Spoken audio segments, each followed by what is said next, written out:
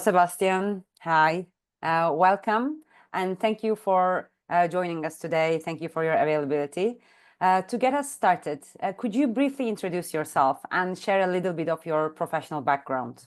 Yes, of course. So thanks for having me. So I'm Sebastian. I'm the co-founder of Verdea. I started Verdea end of 2023, and we are a Vienna-based startup. We're active in the compliance space. We actually emerged from the Antler Accelerator and are growing now right now. And yeah, about me, I have an econ background. I studied economics and management at Bocconi and finished in 2023, and then went directly to Antler. Thank you. And I am curious actually to understand what really inspired you to create Verdea as a co-founder, and how did you identify the gap it fills in sustainability and compliance? Yeah, absolutely. So, when I was studying economics at uni, we often did this, free consulting projects, and I've kind of realized there that, compliance is a burden to a lot of companies, and especially to European companies, kind of have a disadvantage on the international market, just because we have so many kind of compliance tasks to do as companies, especially as enterprises. So I always knew I kind of wanted to do something there. And then when I joined Antler, I did a lot of interviews with companies and realized there is a big issue. And especially when you want to automate compliance processes, something extremely complicated, right? Mm-hmm. You have to have a very deep understanding of regulatory texts, right? Mm-hmm. A tool has to be very deterministic and not stochastic.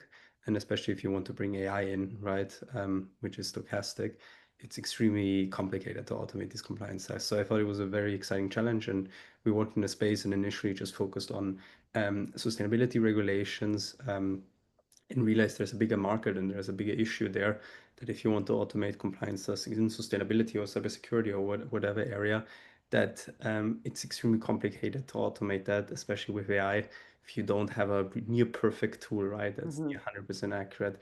And realized there's a big issue, and then I started kind of doing research into building a system that can translate regulatory text in computer code, and ultimately will be able to take the code and restructure it in ways that LLMs can work with it and really deeply understand regulatory texts and Mm-hmm. automate compliance processes.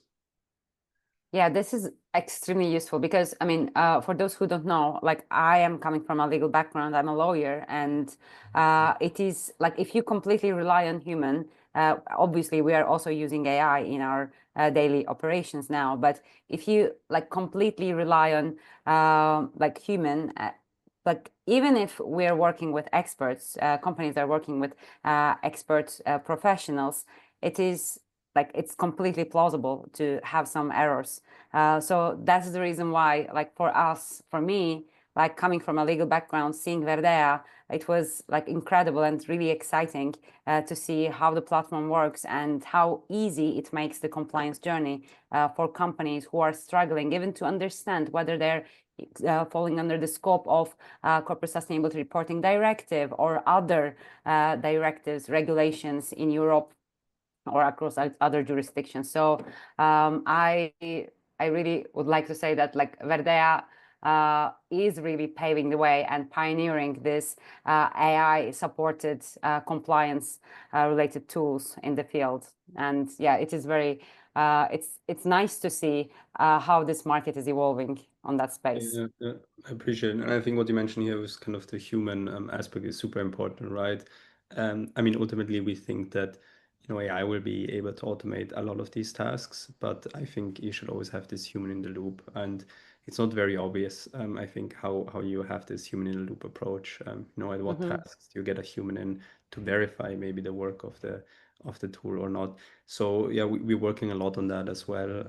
We are potentially partnering with a university there as well, and kind of figuring out and doing a bit of research into how can we create a human in the loop approach that really works for both sides. Okay, okay. Like in order to balance, of course, like the tech and human aspects in the platform, I think always to have a human eye and make sure that also errors are detected, I guess. So like I think my point is more around like it works both ways, right? Human aspect is also keeping the AI part under check, and also like AI is improving the human interventions. Is it how Exactly. you're balancing it? Yeah, so on a high level, you use, technology to scale, and you use humans for accuracy. And ideally, the technology gets good that it's also very accurate. Um, and when it comes to AI particularly, you need humans to kind of often verify the important results. And there are a lot of, in compliance, there are a lot of different tasks within a whole compliance tasks where we think you should have a human in the loop. And the second thing is with AI, the cool thing, it can learn, right?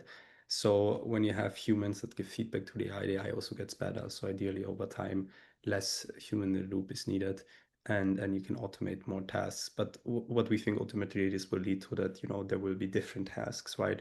Where you need a human in the loop as technology evolves. Yeah. Yeah, this is very interesting. And I know that, like, especially at the beginning, companies really struggle at the start of their compliance journey. And like it is from our experience, companies are like finding it very difficult to understand their requirements. And like we're preparing a lot of presentations. We are trying to convince the management that the compliance is important even before a regulation becomes like a regulation comes into play and pushes companies to do obligatory reporting. But what I want to ask you is that what do you see as the biggest challenge, or maybe one of the like some of the challenges that you encounter with companies, and how does Verdea help these companies to overcome their challenges? Yeah, so I think there are two levels to compliance. There's one level where you just have to comply with the regulations. It's the CSRD, right? You have to comply. You have to produce a report end of the year and get it audited and make sure it's a good report. And I think on the other hand, and that might be even more challenging, is that especially in regulated enterprises, right? You have everyday tasks, operational tasks that require some kind of understanding of regulations, right? And maybe a plethora of regulations. And I think here's the big challenge for companies, and here's where they lose a lot of money, they decrease efficiency. To give you an example, right? If you work at a big bank and you're part of the marketing team and you wanna produce a TikTok video, you have to produce the TikTok video, right? You have to send it to compliance, get it checked, get feedback, kind of re-record something, send it back, and you have this compliance ping pong, right? And this costs so much money, it's super inefficient, and maybe by the time it's approved, the TikTok trend is not cool anymore, right? And it's cringe to post it or something. So um, these, I think, are these everyday tasks, right? These operational tasks that demands so much understanding of regulations. And here we see some of the biggest pain points for companies. And I think this is a silent killer that's costing so much money. So I think these two levels have a lot of issues. And when we look on the first level again, I think the regulations in general, they're often very complicated. They're changing, right? We think this Mhm. is a huge issue that even if we talk about the CSRD now with the omnibus Yeah. proposal, the CSRD is changing, right? And this causing a lot of headache. I think it's also extremely unfair to companies, right? I mean, you have some of the companies that want to write a good CSRD report and then ended up, wasting a lot of money because they don't need it, even though it might have been extremely helpful and improved the sustainability. So I think this is, causing a lot of headaches and causing a lot of issues. So I would say kind of these issues, regulations are changing, and Hmm. you have these everyday tasks that require a lot of regulatory understanding. Hmm. Yeah, I completely agree with you. And I think it's important to underline the fact that it's not always this changing regulatory landscape introduces new rules and regulations. Sometimes, like we have seen with CSRD and Omnibus, the scope can be also shrunk by the regulators. Which is interesting because in the case of Corporate Sustainability Reporting Directive, I have seen many companies that are building their sustainability team, hiring new people in their teams, new like legal professionals in order to make sure that CSRD compliance is a check. Then they find out that after Omnibus, they're not going to fall under the Yeah. scope of CSRD. So that is the reason why, like having a tool like Verdea at Czech will help companies a lot, and also I think provide a lot of confidence. They would just keep such a strong tool as a tool that would guide them throughout the entire compliance journey, be it with less or more compliance requirements and obligations. Yeah, I also want to understand, like, speaking of different companies, I know that Verdea works across different industries. I want to ask, like, how customizable is your solution to meet the unique needs of each client? So we generally have this thesis at Verdea that we think software in the future will adapt to customers and not the other way around. Right now, customers have to adapt to the software. And I think this will be possible because of AI. So our general thinking is that our focus will be more on kind of the infrastructure layer of translating these regulatory requirements into a way that LLMs can interact with it. And then generally think that, you know, you have other software companies that can build on top of that, or we for larger customers build on top of that and build customizable solutions. So our goal right now is to figure out a way to make this very customizable, but also scalable, this approach. I think this is not very obvious how to do it, but in general, we think that, you know, very near future, all good solutions will adapt to the customer. So our approach is that we want to adapt to the customer as much as possible, while still keeping it somehow scalable. Mm-hmm. I see. Like, for example, can you share a story where Verdea helped a client to transform regulatory pressure into a real business advantage, especially when we're talking about something you customize for the client, if you have anything in mind? Yeah, I mean, since we're on the topic of sustainability, for example, you know, a client in a sustainability space that has a lot of different data, right? And it's very hard to read. And, you know, AI can be very good at reading data and kind of categorizing it, filtering it. So one customer had to do CSRD compliance, had to do a double materiality assessment. And, you know, one big issue is kind of figuring out, you know, what data goes to each data point. There were over 1,000 data points there. So what we were able to do is, and this wasn't a, you know, tool we had before, is that, you know, we take the data they have, we read it, we organize it, and then automatically kind of get it to the various data points. So this was, you know, one of the earlier products we did, and this worked quite well with AI, and this was, I think, a project that, you know, saved a lot of money for the customer. Mm-hmm. Yeah. I know that Verde is not about sustainability related regulations only. You're covering different compliance related instruments, regulatory instruments that are bringing obligations to companies to collect data, to report, etc. Not only about sustainability.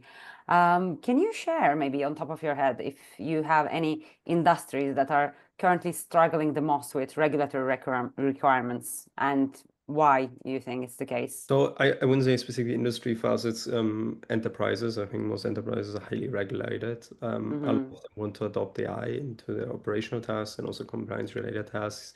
And for them, you know, you always have to kind of consider their internal policies they might have or the regulations for all of these tasks, like the marketing example I gave with the Mm-hmm. TikTok video that has to go through compliance. So we're seeing really in enterprises, kind of our customers really, and they seem most interested in that and you know, kind of needing some kind of solution. Mm-hmm. So instead of a specific industry, you would say like big enterprises, and maybe we can put there public joint stock companies, like publicly listed companies as well. I know that they're the ones basically at the, like, in front of the line, at the front of the line when a regulation is enacted. It is like the first companies that need to comply with the regulation is in general those that are publicly listed, right? Absolutely, yeah. And maybe for us, for kind of the focus, we're based in Vienna, so the DACH region is for us very interesting. And you know, you have this local implementation of laws that you have to consider as well, and you know, sometimes can be an issue and makes it a bit complicated. So for Mm-hmm. us, it's really that market that's most interesting. Mm-hmm. And actually, I want to ask something about, like, I want to understand your opinions about the future, because you said you're working a lot with universities, and we talked about CSRD and Omnibus Directive that like at the beginning, the scope was quite large, then it was reduced. Thinking your experience with the university, with researchers, how do you see the trajectory of sustainability regulations developing in the coming years? And what do you think companies should expect, more or less? Yeah, I mean, I think that it's very hard to predict. I think in the short term, right, ESG and sustainability is not a hot topic right now, and people seem to care more about other topics. I think this will change. I think we go through these cycles, and I can see in a couple of years is going back, and sustainability becoming a huge issue again. Maybe the environmental catastrophes or something like that give that push. So I think, we go through these cycles. Right now, sustainability is not hot. In a couple of years, it might be again, and we have new regulations coming. Yeah, like on top of that, maybe I could add, like people are like most companies tend to evaluate regulations, directives, or any kind of legal instruments sustainability related if they see the sustainability or ESG as a word in the title. But like we have so many regulations that are focusing more on the like carbon footprint calculation, like carbon accounting, diversity and inclusion, the like a lot of I don't know, anti-bribery, etc. So like everything actually falls under sustainability, and it is very important for companies to be on the lookout when these regulations come to play and affect them. And it is really important to use tools, not only rely on their internal teams and consultants, but use the human aspect, but always have a tool that allows them to map their compliance requirements. Yeah, absolutely. And I think it's not just the mandatory compliance that matters. I think if you're a more sustainable company, you might attract better talent, right? You might make your customers more happy. So I think there's so much more to it than, just getting that compliance check.